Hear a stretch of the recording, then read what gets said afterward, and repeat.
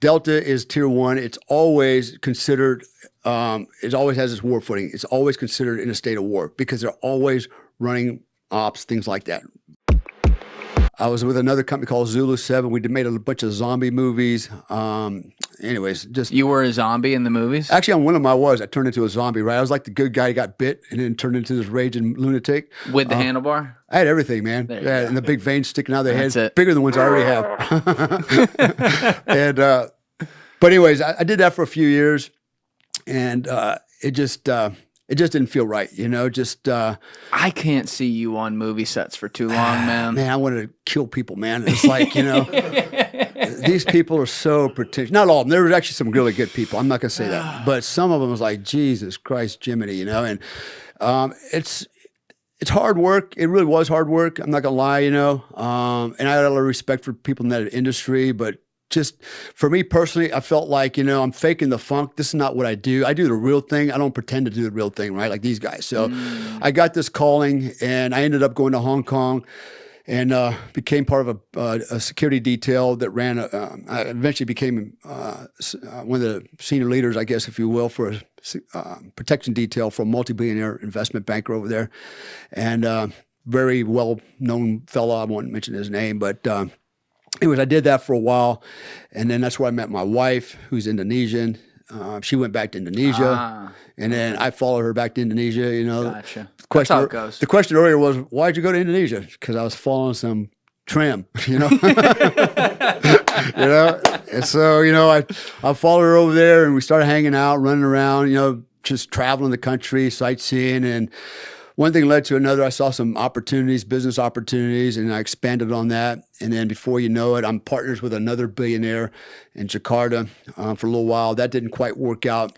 Well, is there like a phone book of mercenaries around the world? Like if I'm, you know, Dictator X or President Y, can I just like whip out a book and be like, oh, let's go to the, C's, Comstock, call them up? Like, is that how it works? No, it's a network, right? It's a network. It's certain people,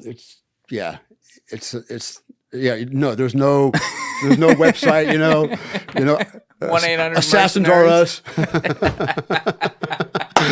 There's nothing like that, you know. It's basically a network, and people, you know, they come to you and they go, hey, you know, I got a job, you know, would you be interested, you know? And so it kind of works like that. Whose car are we taking? Yeah, right. Whose car are we taking?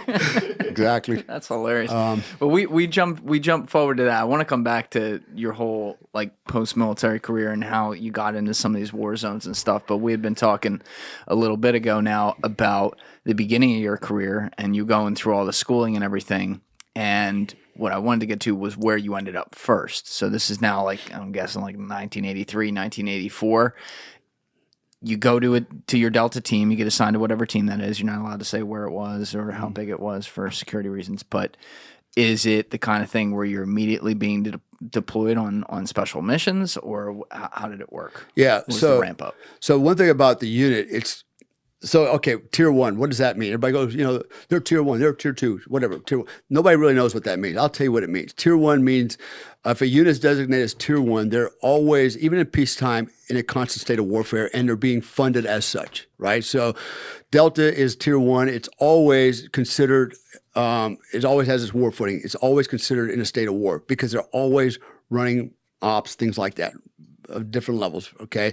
A nuclear powered submarine is a tier one asset. Certain airplanes are tier one assets, right? And then you have tier two. What would be a tier two asset? Green Berets, Navy SEALs. I call them vanilla SEALs, right? Not SEAL Team 6. They would be considered black. They would be tier one. But the other vanilla teams that are not special operations, if you will, are considered tier two. Rangers, some of the Ranger battalions are tier one because they support some of the other spec ops units. So there's different levels. So tier one, tier two, tier three, right?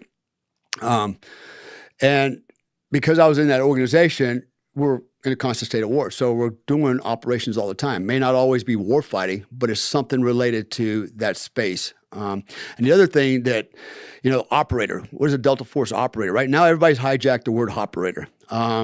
What does operator actually mean?